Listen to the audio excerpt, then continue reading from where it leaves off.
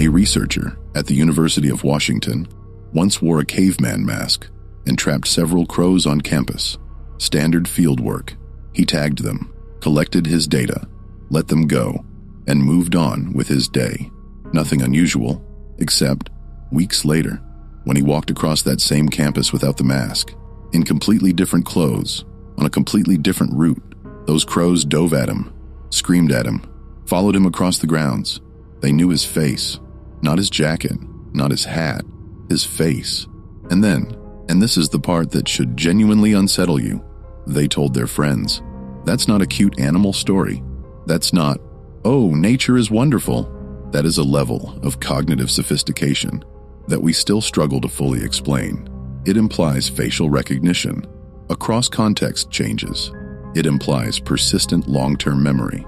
It implies a communication system specific enough to transmit a description of one individual human to other birds who had never seen that person. And it implies that those other birds trusted the information, stored it, and acted on it. We are talking about a bird that most people walk past without a second thought, a bird that people treat as background noise in cities, as a minor nuisance, as the cheap generic version of a raven. And yet, the more scientists actually study crows, rigorously, systematically, in controlled conditions, the more they realize that what they're looking at is something that should not exist by any prior model of animal cognition. Today we're going through all of it, not just the highlights, the full picture, because the full picture is where it gets genuinely strange, the kind of strange that makes you reconsider some assumptions you didn't even know you were making. Part 1, the brain that shouldn't exist. Let's start at the foundation, because even the foundation is weird. For most of the history of neuroscience, intelligence was understood to scale with brain architecture, and specifically with the cerebral cortex. The cortex is the thick, folded outer layer of the mammalian brain. It's where planning happens, where abstract reasoning lives, where language is processed, where future scenarios are simulated, where the sense of self is constructed. The cortex is, in the traditional view, the hardware of higher thought. Birds do not have a cortex. Crows do not have a cortex. By the dominant framework of 20th century neuroscience. That should have been the end of the discussion. And for a long time, it was. Birds were considered cognitively simple. Their brains were mapped, labeled as largely instinctual structures, and set aside. The part of the bird brain that occupies the same anatomical space as the mammalian cortex, a region called the dorsal ventricular ridge, was classified as a primitive, subcortical structure. Reflex processing, basic stimulus response. Nothing interesting. Then researchers actually started testing corvids. The corvid family includes crows, ravens, rooks, jackdaws, jays, and magpies. And when cognitive scientists began running them through standardized intelligence batteries in the early 2000s, the results were not what anyone expected. Corvids were solving multi-step problems. They were demonstrating future planning. They were passing tests designed for great apes. In some experiments, they were outperforming chimpanzees in controlled, replicated, peer-reviewed studies. This forced a reckoning. A group of neuroanatomists went back to the bird brain with better tools, modern imaging, molecular markers, connectivity mapping, and found something that had been missed entirely. The dorsal ventricular ridge in corvids is not a primitive reflex structure.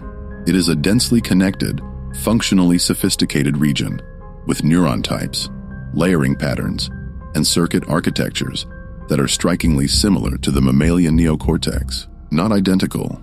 The geometry is different. The developmental pathway is different, but functionally analogous in ways that go far beyond coincidence. Evolution, working on two completely separate lineages for hundreds of millions of years, independently arrived at the same solution. The mammalian cortex and the corvid pallium are different answers to the same question. How do you build a brain capable of flexible, general-purpose intelligence? And both of those answers work. A crow's brain, relative to its body size, is proportionally comparable to a chimpanzee's. The neuron density is extraordinary, and crucially, The connectivity between regions is what you would expect from an animal capable of integrating information across sensory systems, memory, planning, and social cognition simultaneously. This is not a simple brain doing complex tricks. This is a genuinely complex brain, built on a completely different blueprint, doing exactly what you would predict a complex brain to do, which raises an obvious question: what exactly is it doing? Part 2. They know your face. Back to the mask experiment, because the story doesn't end where I told you it did. After the initial trapping, the researchers continued to walk through the campus area, sometimes wearing the caveman mask, sometimes wearing a different mask, sometimes wearing no mask at all. They tracked how individual crows responded to each condition, and over time, something remarkable happened. The number of crows responding aggressively to the caveman mask grew. Not just the original trapped birds, new birds, birds that had never been trapped, juveniles that were hatched after the incident. The hostile response had propagated through the population. Birds that had no personal experience with the threatening individual had learned from other crows that this specific face was dangerous, and they responded accordingly. Dive bombing, alarm calling, following, mobbing. Think about the informational requirements of that process. The transmitting crow needs an internal representation of a specific human face. Not human, not big scary thing, but this particular configuration of features. It needs to encode that representation in some communicable form. The receiving crow needs to decode that communication, form its own stored representation, and update its behavioral responses toward that face, a face it has never personally encountered, on the basis of secondhand information alone. That is social transmission of specific, symbolic information about an individual. That is, in a functional sense, gossip. Crows gossip. And their gossip is accurate enough to drive behavioral changes in individuals who have no direct evidence of their own. The positive version of this exists too. Crows form individual-level positive associations with humans who treat them well. In urban environments, crows that are regularly fed by specific people will recognize those individuals, approach them preferentially, and in some documented cases, bring them objects, small trinkets, buttons, pieces of shiny material. Researchers who study urban crow behavior have received gifts from crows as an apparent reciprocation of positive social interaction.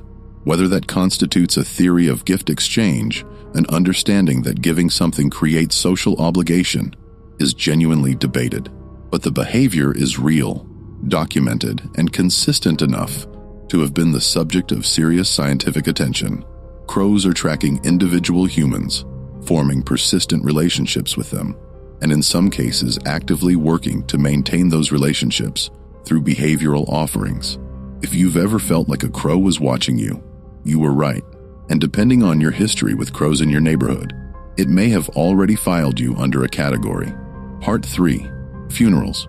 Grief. And something we don't have a name for. Here is where the science starts to get genuinely uncomfortable. When a crow dies, other crows gather. This has been documented extensively in field studies and in controlled experimental conditions. They congregate around the body. They go quiet, which if you know anything about crows is already striking, because crows are not a quiet animal. They stand near the dead individual for extended periods, sometimes 20 minutes or more. They call others from a distance, and in a subset of documented cases, they bring objects, small stones, plant material, sticks, and place them near the body. The leading scientific hypothesis is that this behavior is primarily informational. Crows are gathering to assess the cause of death. They're encoding data about a dangerous location or situation so they can avoid it in the future. That's a compelling adaptive explanation, and it's probably partly true. But it doesn't account for all of the observed behavior, the extended stillness, the object bringing, the apparent reluctance to leave. These elements don't map cleanly onto information gathering. Here is the harder question. Do crows understand death? Not in a philosophical sense, in a cognitive sense. Do they have a concept, a mental representation of death as a permanent, irreversible state? Because that distinction matters enormously. An animal can respond to a dead conspecific through learned associations. Dead body equals danger, move away, without having any representation of death as a concept. But vigil behavior, particularly the extended non-functional stillness observed in crow gatherings, is much harder to explain through simple association learning. Western scrub jays, a corvid, show a related behavior that researchers have studied carefully. When they encounter a dead jay, they stop caching food in that area, not temporarily, for days. Their behavior in that location changes in ways that are not explained by a simple danger avoidance response. Something more abstract has updated. Their model of that location, that situation, has changed in a way that implies some representation of what death means. Are crows grieving? The honest scientific answer is, we don't know. And the reason we don't know is not that we haven't looked carefully enough. It's that grief, as a concept, requires us to attribute inner states to other minds, and that attribution, for non-human animals, sits at the edge of what our methods can reach. What we can say is this: crow behavior around death is not explained by any simple mechanism. It involves something more than reflexes, more than conditioning, and possibly something that functions like an emotional response to loss. That possibility alone should give you pause. Part 4: Tools, Traps, and Engineering Problems. New Caledonian crows are a species that live on a small island in the Pacific, and they have become the central case study in animal tool use because of how far beyond simple tool use they have gone. They don't just use tools, they design them.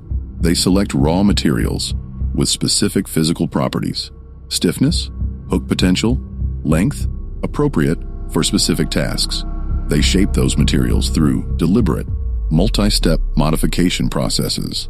They carry tools between foraging sites, storing them temporarily while they use a different tool at a different location. And when a tool design fails, they improvise. They generate novel solutions in real time.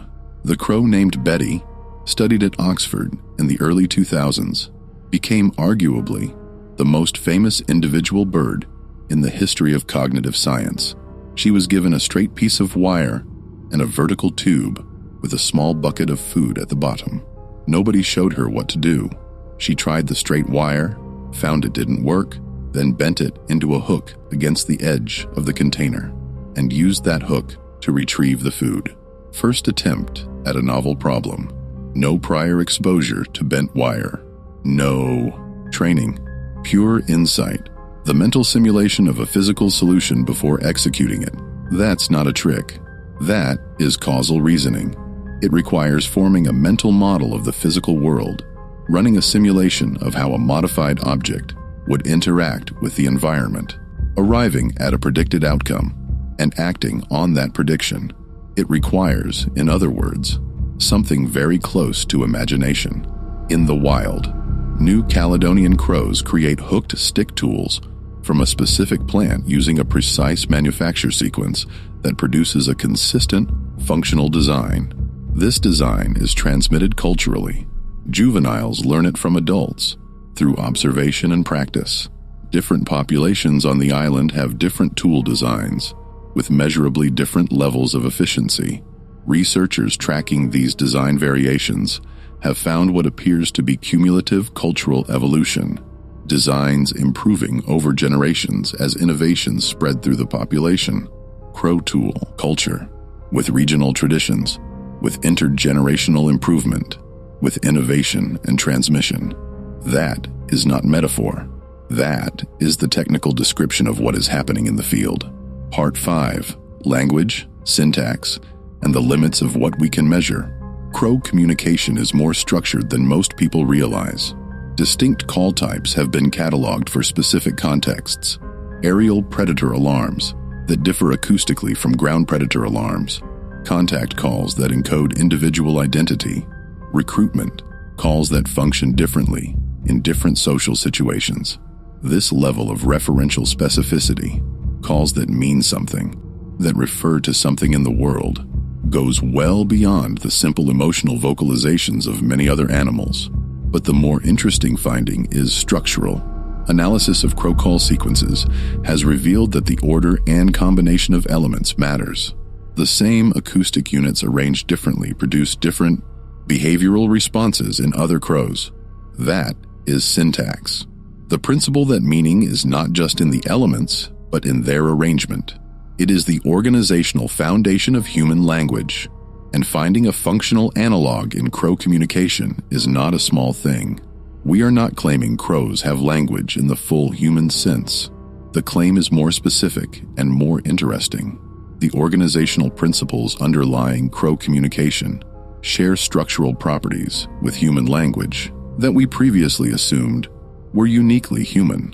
The boundary between communication and language is much blurrier than we thought, and crows are sitting much further along that continuum than anyone expected. There is also play. Adult crows play. This is worth dwelling on, because play in adults is cognitively significant in a way that play in juveniles is not. Juvenile play can be explained as motor learning, as practice for adult behaviors. Adult play cannot. Adult crows have been filmed sliding repeatedly down snow-covered rooftops, climbing back up, sliding down again, with no food involved, no mate involved, no apparent function beyond the activity itself. Ravens perform aerial acrobatics that serve no foraging or reproductive purpose. Jackdaws engage in object play with no instrumental goal.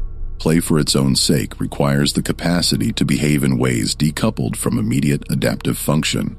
It requires something that, for lack of a better word, functions like enjoyment. The neurological correlates of play behavior in corvids, dopaminergic activity, engagement of reward circuits, are consistent with this interpretation. Crows, by available evidence, experience something that functions like fun, and they seek it out. Part 6. The dark side of crow intelligence. Intelligence, as a tool, is value neutral. Crows use theirs in ways that are not always charming. Food caching, hiding food for later retrieval, is a common corvid behavior. What makes it cognitively interesting is the strategic layer crows add when other crows are present. If a crow is being watched while caching, it performs fake caches. It goes through the motions of burying food, pecking at the ground, covering the spot, without actually depositing anything. The real cache happens elsewhere, unobserved, and critically, crows only bother with this deception when the observer is a competitor. When the observer is a mate or a close social partner, they skip the theater. That discrimination requires a theory of mind. The catching crow is modeling the watching crow's mental state, what it knows, what it wants, what it will do with that knowledge, and adjusting its behavior to manipulate those mental states. This is exactly the cognitive capacity that developmental psychologists test for in human children, typically around age 4, using false belief tasks. Crows pass the functional equivalent in the wild, under real competitive pressure, every day. The grudge behavior goes further than most people realize. It isn't just that individual crows remember individual threats and respond to them. It's that this information is transmitted to offspring. Young crows raised by parents who have negative associations with specific humans, specific locations, or specific types of situations inherit those aversions, not genetically, but culturally, through observation, through alarm calls, through the subtle behavioral cues that shape what a young crow learns to treat as dangerous.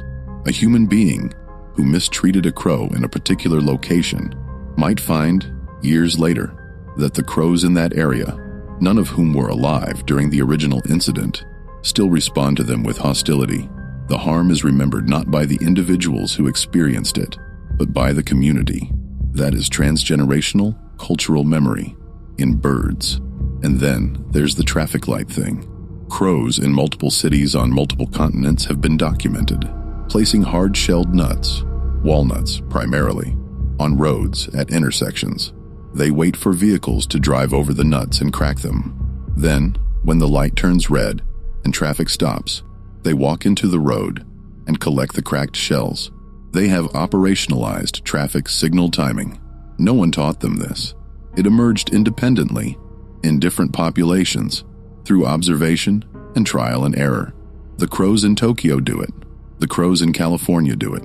They figured out a human infrastructure system and incorporated it into their foraging strategy. Here's what I keep coming back to. The crow watching you from the power line, if there's one there right now, is not background. It has a record of whether you're a threat. It may have inherited information about your street from its parents. It is tracking your movements with a level of individual specificity that most humans never apply to the birds around them. It is capable of deceiving competitors, forming long-term social relationships, investigating death, inventing tools it has never seen before, and transmitting cultural knowledge across generations. It built all of that in a brain the size of your thumb, on a completely separate evolutionary road from ours. Without the structure we spent a century calling the seat of intelligence, in a lineage that last shared a common ancestor with us before the dinosaurs were gone. The lesson isn't just that crows are impressive. It's that our models of what intelligence is, where it lives, and what it requires have been wrong in important ways. Intelligence is not one thing. It is not located in one structure. It is not the exclusive property of one lineage. It is a solution, a convergent solution, reinvented multiple times, to the problem of surviving in a world that is complex, unpredictable, and full of other minds. Crows found that solution. They've been running it, quietly and effectively, for millions of years. We just weren't paying close enough attention to notice. What video you want me to make next? Tell me in the comments. Until then, I'll see you in the next one.